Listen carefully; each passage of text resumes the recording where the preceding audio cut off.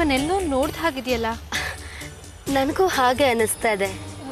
ದಿನ ನೀವು ಈ ದೇವಸ್ಥಾನಕ್ಕೆ ಬರ್ತೀರಾ? ದಿನ ಬರ್ತೀನೋ ಅಲ್ವಾ ಹೇಳೋಕ್ಕಾಗಲ್ಲ, ಆದರೆ ಪ್ರತಿ ಸೋಮವಾರ ಬರ್ತೀನಿ. ನಿಮ್ಮ ಹೆಸರು? ಮಂದಾರ. ನಿಮ್ಮ ಹೆಸರು? ರಜನಿ. ರಜನಿ, ಗೊತ್ತಾಯ್ತು. ಬನ್ನಿ. ರಜನಿ, ನೀವು ಯಾರು ಅಂತ ನನಗೆ ಗೊತ್ತಾಯ್ತು. ನಾನು ಯಾರು ಅಂತ ನಿಮಗೆ ಗೊತ್ತಾಗಲಿಲ್ಲ ಅಲ್ವಾ? ನಮ್ಮ ಗಗನ್ ನಿಮ್ಮ ಆಫೀಸ್ನಲ್ಲಿ. ಓ, ಗಗನ್ ತಂಗಿ, ರೈಟ್? ಹೌದು. ನೀವು ಗಗನ್ ಬಾಸ್ ಅವ್ರ ಮಗಳಲ್ವಾ? ಹೌದು. ಒಂದು ಕಾಲದಲ್ಲಿ ಗಗನ್ ನಮ್ಮ ಫರ್ಮ್ನಲ್ಲಿ ಕೆಲಸ ಮಾಡ್ತಿದ್ದ, ಆದರೆ ಈಗ ಹೀಸ್ ಔಟ್.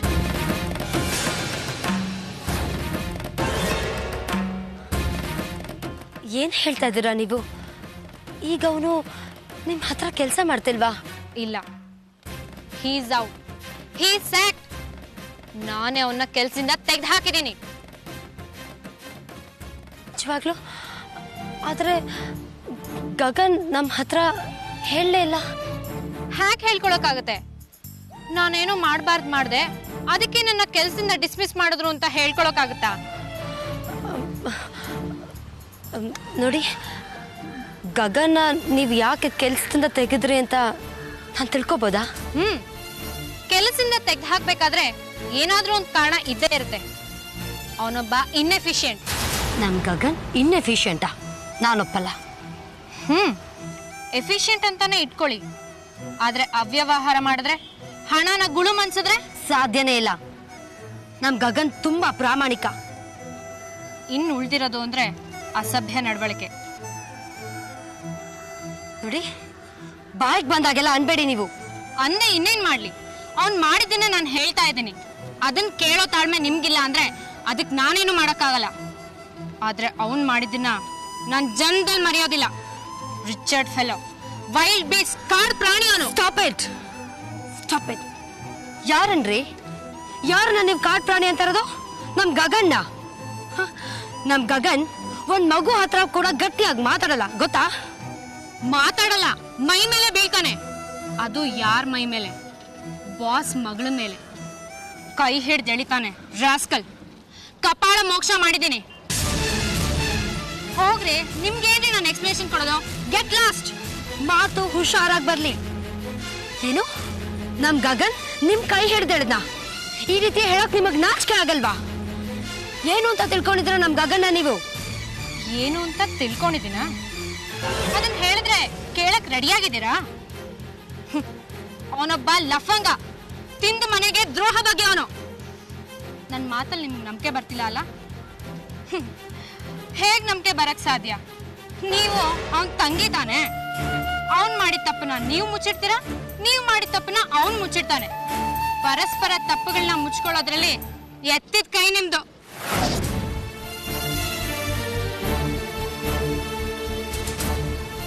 ಬೇಡ, ಇದು ದೇವಸ್ಥಾನ. ನಿನ್ನಂತವಳ ಬಾನಲ್ಲಿ ಹೊಲ್ಸ್ ಬರುತ್ತೆ ಅಂತ ನಿನ್ ಹಾಗೆ ನಾನ್ ನಡ್ಕೊಳ್ಳಲ್ಲ. ತೊಲಗಿಲಿಂದ.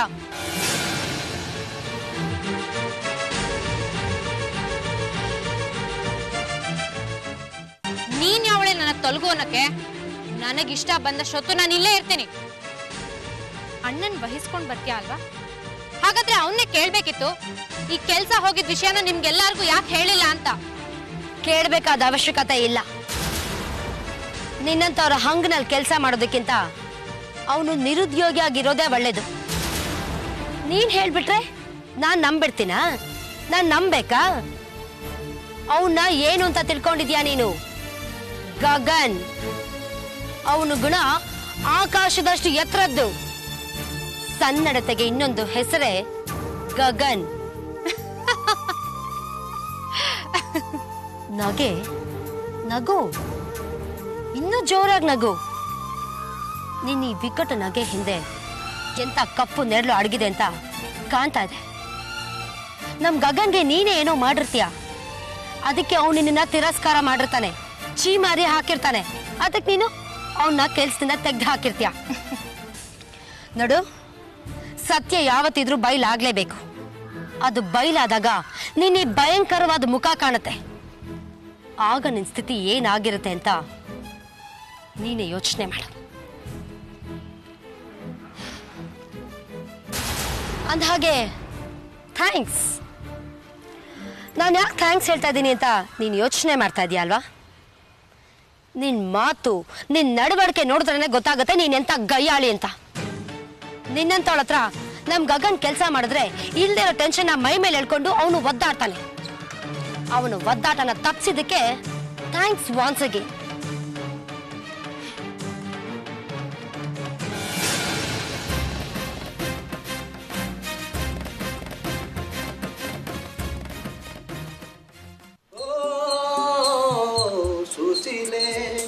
ಕರುಣೆಯ ತೋರೆ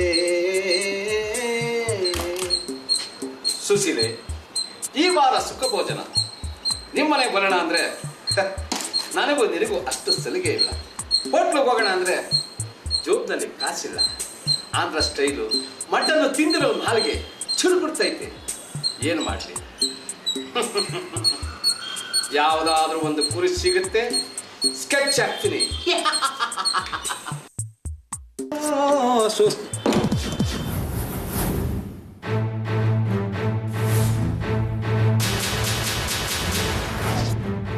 ಯಾರೋ ಕುರಿ ಸಿಗ್ತಾರೆ ಅಂತ ಸ್ಕೆಚ್ ಹಾಕಿದ್ರೆ ತೋಳ ಸಿಕ್ಬಿಡ್ತಲ್ಲ, ಹೆಂಗ್ ತಪ್ಪಿಸ್ಕೊಳ್ಳಿ?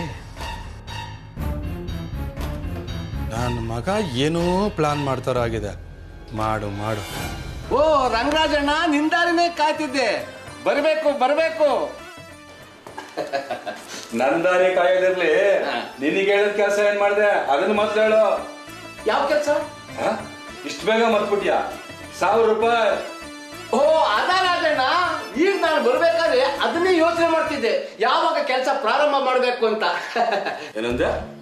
ನೀನಿನ್ನೂ ಕೆಲಸ ಸ್ಟಾರ್ಟ್ ಮಾಡೋದ್ರಲ್ಲೇ ಇದೆಯಾ? ಅವ್ರಲ್ಲಿ ಮದುವೆ ಹೊರಗ ಉಸ್ಲಿ, ಆಮೇಲೆ ಸ್ಟಾರ್ಟ್ ಮಾಡಿ. ನೀನು ಕೊಡ್ತು ಅಣ್ಣ, ಇದು ಹಾಗಲ್ಲ. ನೀನ್ ಹೇಳಿರೋ ಕೆಲಸ ನಾನ್ ಮಾಡ್ಬೇಕಾದ್ರೆ ನೀನ್ ನನಗೊಂದು ಸಹಾಯ ಮಾಡ್ಬೇಕು. ಇದು ಒಬ್ರೇ ಮಾಡೋ ಕೆಲಸ ಅಲ್ಲ, ದಂಪತಿಗಳು ಸೇರಿ ಮಾಡೋ ಕೆಲಸ. ಓಹೋ, ಇದು ದಂಪತಿಗಳಿಬ್ರು ಸೇರ್ ಮಾಡೋ ಕೆಲಸ. ಹಾಗಾದ್ರೆ ಪತಿ ಆಗೋಕೆ ನಿಮ್ಗೆ ದಮ್ ಬೇಕು. ಆದ್ರೆ ಇಲ್ವಲ್ಲ, ಈ ಕೆಲಸ ನಿನ್ನಿಂದ ಆಗಲ್ಲ. ಎಲ್ಲಿ 1000 ರೂಪಾಯಿ ಬಿಸಾಕು. 1000 ರೂಪಾಯ?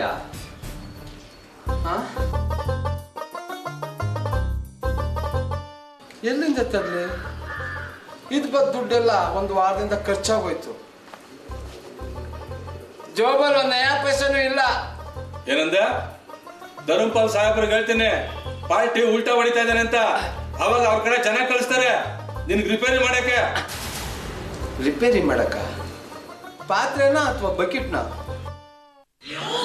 ಬೇಡ ರಂಗರಾಜು, ಯಾವ ರಿಪೇರಿನೂ ಬೇಡ. ಮೊದಲೇ ನನ್ನ ಹಾರ್ಟ್ ವೀಕು. ಆ ಸುಶೀಲಮ್ಮನ ಜೊತೆ ಮಾಡ್ಕೊಡು, ಆಮೇಲೆ ನೋಡು. ಏನಂದೆ? ಸುಶೀಲಮ್ಮನ್ನ ನಿಮ್ ಜೊತೆ ಮಾಡ್ಕೊಡ್ಬೇಕಾ? ಪರ್ಕೆ ತಗೊಂಡಿದ್ದಾಳೆ ಸುಶೀಲಮ್ಮ. ಸೀರಿಯಸ್ ಆಗ್ಬೇಡಪ್ಪ, ಜೊತೆ ಮಾಡಿಸು ಒಂದೇ. ಗಂಟಾಕು ಅಂತ ಹೇಳಿಲ್ಲ, ಅದಕ್ಕಿಂತ ಟೈಮ್ ಇದೆ. ಇದು ಡ್ರಾಮಾ, ಆಕ್ಟಿಂಗ್ ಅಷ್ಟೇ. ಏನೋ ಆಕ್ಟಿಂಗ? ಡ್ರಾಮಾನ? ಈಗ ಸಿನಿಮಾದಲ್ಲಿ ಹೀರೋ ಜೊತೆ ಹೀರೋಯಿನ್ ಆಕ್ಟ್ ಮಾಡ್ತಾಳೆ, ಅವ್ರು ನಿಜವಾದ ಗಂಡ ಹೆಂಡತಿ ಆಗ್ಬಿಡ್ತಾರ? ಇದೆಲ್ಲ ಆಗದ್ ಮಾತು. ನೀನೆಂತ ಕಂತ್ರಿ ಅಂತ ನನ್ಗೆ ಗೊತ್ತಿಲ್ವಾ? ಉಲ್ಟಾ ಹೊಡಿತೀಯಾ? ನಡಿ, ಧನಪಾಲ್ ಹತ್ರ ಕರ್ಕೊಂಡು ಹೋಗ್ತೀನಿ. ಅದೇನ್ ಹೇಳ್ತೀಯ ಹೇಳಿ. ನಡಿ. ನಾನ್ ಬರಲ್ಲ. ಏನ್ ಮಾಡ್ತೀಯಾ? ಅವ್ರ ಹತ್ರ ಹೇಳ್ಕೊಂಡು ಹೋಗ್ತೀನಿ. ಈಗ ಹೇಳ್ಕೊಂಡೋಗ್ತೀಯಾ?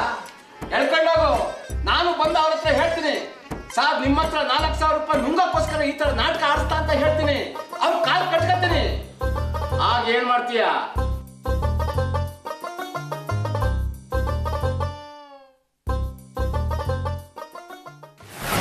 ನಿನ್ನನ್ನು ಕರ್ಕೊಂಬಂದಿರೋದು ಇವನು. ಈ ಹಣಕ್ಕೆ ಜವಾಬ್ದಾರಿ ಇವನು. ಏನಾದರೂ ಕೆಲಸ ಆಗಲಿಲ್ಲ ಅಂದರೆ ನಿನ್ನ ಕೈ ಕಾಲು ಮುರಿಸಿ ದುಡ್ಡು ವಸೂಲಿ ಮಾಡ್ತೀನಿ.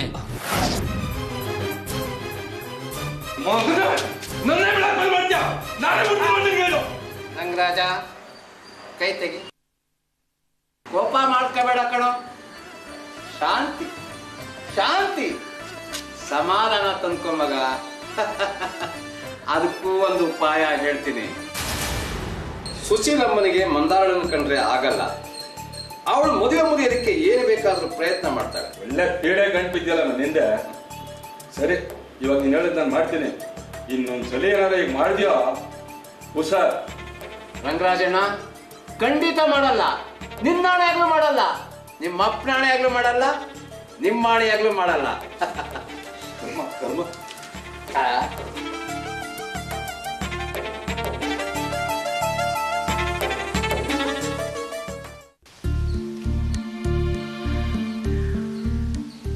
ಏನ್ ಮಂದಾರ, ಏನು ಸೀರಿಯಸ್ ಆಗಿ ಮಾತಾಡ್ಬೇಕು ಬಾ ಅಂತ ಇಲ್ಲಿ ಕರ್ಕೊಂಡ್ ಬಂದಿದ್ಯಾ?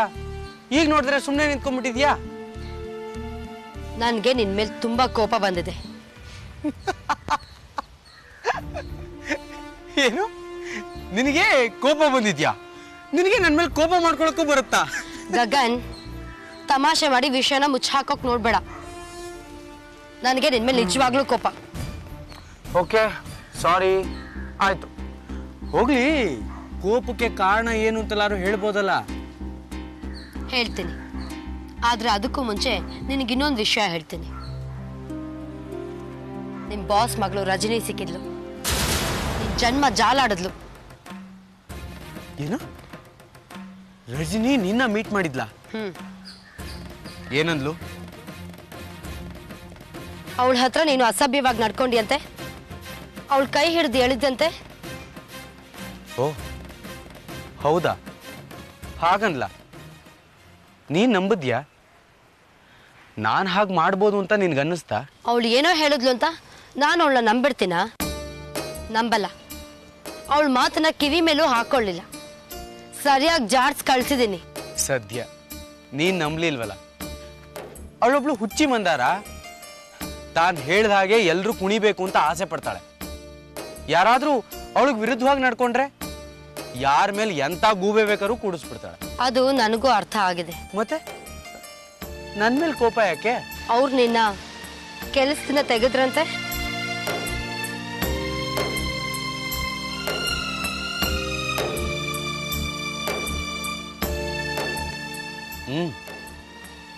ತೆಗೆದ್ರು. ಆದ್ರೆ ನನಗೆ ಬೇರೆ ಕೆಲ್ಸಕ್ಕೆ ಸೇರ್ಕೊಂಡಿದ್ದೀರಿ. ಹಿಂದಿನ ಕೆಲ್ಸಕ್ಕಿಂತ ಒಳ್ಳೆ ಕೆಲಸ, ಒಳ್ಳೆ ಸಂಬಳ. ಅದು ಬೇರೆ ವಿಷಯ. ಅವರು ನಿನ್ನ ಯಾಕೆ ಕೆಲಸದಿಂದ ತೆಗೆದ್ರು, ಅಲ್ಲಿ ಏನಾಯ್ತು ಅಂತ ನಾನು ನಿನ್ನ ಕೇಳ್ತಾ ಇಲ್ಲ. ನನಗೆ ನಿನ್ನ ಮೇಲೆ ಯಾಕೆ ಕೋಪ ಗೊತ್ತಾ? ಈ ವಿಷಯನ ನೀನು ನಮ್ಮಿಂದ ಯಾಕೆ ಮುಚ್ಚಿಟ್ಟೆ ಅಂತ. ಇನ್ನೇನ್ ಮಾಡ್ಲಿ, ಅಲ್ಲಾದ ಹಗರಣದ ಬಗ್ಗೆ ಮನೇಲಿ ಹೇಳಿ ಎಲ್ರಿಗೂ ಬೇಜಾರು ಮಾಡ್ಬೇಕಾಗಿತ್ತಾ? ಅಂದ್ರೆ ಆ ನೋವು ಅವಮಾನನೆಲ್ಲ ನೀನೊಬ್ನೇ ಅನುಭವಿಸಿದ್ಯಾ? ಆ ನೋವನ್ನೆಲ್ಲ ನಮ್ಮ ಜೊತೆ ಹಂಚ್ಕೋಬೇಕು ಅಂತ ನಿನಗೆ ಅನ್ನಿಸ್ಲೇ ಇಲ್ವಾ? ಯಾಕನ್ಸುತ್ತೆ ಹೇಳು? ನಾವೆಲ್ಲ ನಿನ್ನವ್ರು ಅಲ್ವಲ್ಲ, ನಾವೆಲ್ಲ ಬೇರೆಯವ್ರು ತಾನೆ. ಪ್ಲೀಸ್ ಮಂದಾರ, ಹೀಗೆಲ್ಲ ಮಾತಾಡಿ ನನ್ನ ಮನ್ಸು ನೋಯಿಸ್ಬೇಡ. ನಿಮ್ಮನ್ ಬಿಟ್ರೆ ಬೇರೆ ಯಾರು ನನಗಿದ್ದಾರೆ? ಹೌದಪ್ಪ, ಬಾಯ್ ಮಾತಾಗ ಹಾಗಂತ್ಯ.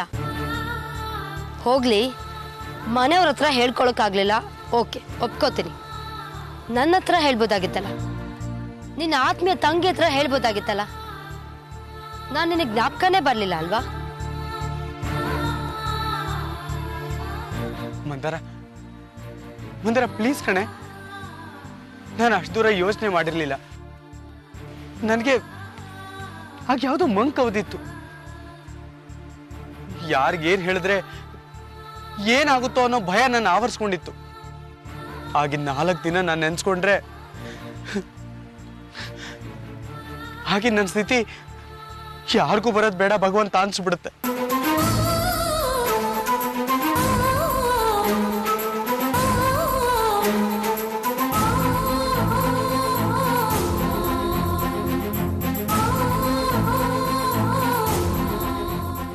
ಹೋಗ್ಲಿ ಬಿಡೋ ಗಗನ್, ಆದ್ರೆ ಇನ್ನೊಂದು ಸರ್ತಿ ಇಂಥ ಕೆಲಸ ನೀನೇನಾದ್ರೂ ಮಾಡಿದ್ರೆ ನಾನು ಖಂಡಿತ ನಿನ್ನ ಹತ್ರ ಮಾತಾಡಲ್ಲ, ನಿನ್ನ ಕ್ಷಮಿಸೋದು ಇಲ್ಲ.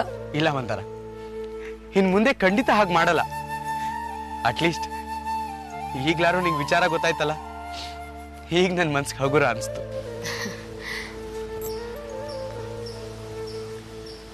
ಗಗನ್, ಈಗ ರಜನಿನ ಏನ್ ಮಾಡೋಣ? ಅವಳನ್ನ ಹೀಗೆ ಬಿಡಬಾರ್ದು, ಸರಿಯಾಗಿ ಬುದ್ಧಿ ಕಲಿಸ್ಬೇಕು. ನಿನ್ ಬಗ್ಗೆ ಎಂತ ಆರೋಪ ಹೊರಿಸಿದ್ಲು ಅವಳು, ದರಿದ್ರದವಳು. ಹೋಗ್ಲಿ ಬಿಡು ಮಂದಾರ, ಅವ್ರವ್ರು ಮಾಡಿದ್ದ ಅವ್ರವ್ರಿಗೆ. ಹಾಗಾಗ್ಬಾರ್ದು ಕಣೋ. ಸಜ್ಜನತೆ ಹೇಳಿತನ ಅನ್ನಿಸ್ಕೋಬಾರ್ದು. ಮೂರ್ಖರಿಗೆ ಸರಿಯಾಗಿ ಬುದ್ಧಿ ಕಲಿಸ್ಬೇಕು. ದುಡ್ಡೊಂದಿದ್ರೆ ಯಾರನ್ನ ಬೇಕಾದ್ರೂ ಬಲಿಪಶು ಮಾಡ್ಬೋದಾ? ಏನ್ ಮಾಡಕ್ಕಾಗತ್ತೆ? ಅದು ಅಲ್ದೆ ಕೆಸರಿನ ಮೇಲೆ ಕಲ್ಲೆಸಿದ್ರೆ ಏನಾಗುತ್ತೆ ಹೇಳು? ಅದು ನಮ್ಮ ಮುಖಕ್ಕೆ ಸಿಡಿಯುತ್ತೆ. ಕೆಸರಿನ ಮೇಲೆ ಕಲ್ಲು ಹಾಕೋಂಥದ್ದಲ್ಲ ಇದು. ಕಾಲಕ್ಕೆ ಚುಚ್ಚಿರೋ ಮುಳ್ಳ ಕಿತ್ತು ಎಸೆಯೋದು ಅನ್ಕೋ. ಅವಳು ಏನ್ ಅನ್ಕೊಂಡಿದ್ದಾಳೆ? ಯಾರು ಹೇಳೋರು ಕೇಳೋರು ಇಲ್ಲ ಅನ್ಕೊಂಡಿದ್ದಾಳ? ನಡಿ, ಈಗಲೇ ಅವಳ ಮನೆಗೆ ಹೋಗಿ ಅವಳ ತಂದೆ ಮುಂದೆ ಸರಿಯಾಗಿ ಮಂಗಳಾರತಿ ಮಾಡ್ಬರೋಣ. ಬೇಡ ಮಂದಾರ, ಪಾಪ ಅವ್ರ ಮನ್ಸಿಗೆ ಯಾಕೆ ನೋವು ಕೊಡ್ಬೇಕು ಹೇಳು? ಹಾಗಾದ್ರೆ ರಜನಿ ಹೀಗೆ ಮುಂದುವರಿತಾನೆ ಇರ್ಬೇಕಾ? ಇದಕ್ಕೆಲ್ಲ ನಾವು ಬ್ರೇಕ್ ಹಾಕ್ತಾ ಇದ್ರೆ ಅವಳು ಇದೇ ತರ ಇನ್ಯಾರಿಗಾದ್ರೂ ಮಾಡ್ತಾಳೆ. ನೋಡು ಗಗನ್, ಹಸು ಒಂದು ಸಾಧು ಪ್ರಾಣಿ. ಅಂತ ಸಾಧು ಪ್ರಾಣಿ ಮೇಲೆ ಯಾವ್ದಾದ್ರೂ ಕ್ರೂರ ಪ್ರಾಣಿ ಹಲ್ಲೆ ಮಾಡಿದ್ರೆ ಅದು ತಲೆ ಬಗ್ಗಿಸ್ಕೊಂಡು ಸುಮ್ಮನೆ ಇರತ್ತಾ? ಖಂಡಿತ ಇಲ್ಲ. ಅದು ತನ್ನ ಕೊಂಬು ಮಸ್ತು ಕ್ರೂರ ಪ್ರಾಣಿ ಮೇಲೆ ಆಕ್ರಮಣ ಮಾಡಕ್ ಶುರು ಮಾಡತ್ತೆ. ಗಗನ್, ಅನ್ಯಾಯ ಮಾಡೋದು ಎಷ್ಟು ತಪ್ಪೋ ಅನ್ಯಾಯನ ಸಹಿಸ್ಕೊಳ್ಳೋದು ಅಷ್ಟೇ ತಪ್ಪು. ಈಗ ನೀನು ರಜನಿ ಮಾಡಿದ ಅನ್ಯಾಯನ ಸಹಿಸ್ಕೊಂಡ್ರೆ ನಿನಗ್ ನೀನೇ ಅನ್ಯಾಯ ಮಾಡ್ಕೊಂಡ ಹಾಗೆ. ರಜನಿಗೆ ಬುದ್ಧಿ ಕಲಿಸ್ಬೇಕು ಅಂತ ನಾನು ತೀರ್ಮಾನ ಮಾಡಿದ್ದೀನಿ.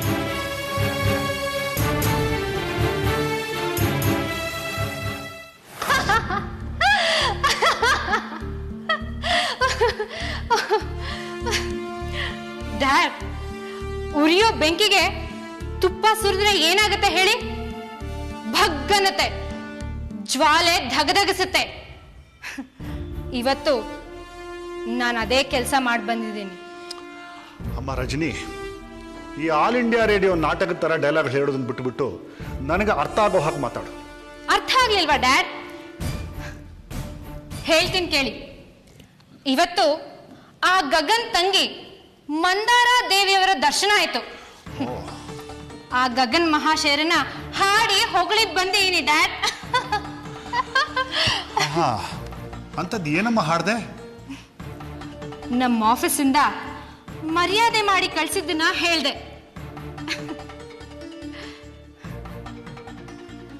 ಡ್ಯಾಡ್, ಆ ರಾಸ್ಕಲು ನಮ್ಮ ಆಫೀಸಿಂದ ಡಿಸ್ಮಿಸ್ ಆಗಿರೋ ವಿಷಯನ ಅವ್ರ ಮನೆಯವ್ರಿಗೆ ಹೇಳೇ ಇಲ್ಲ.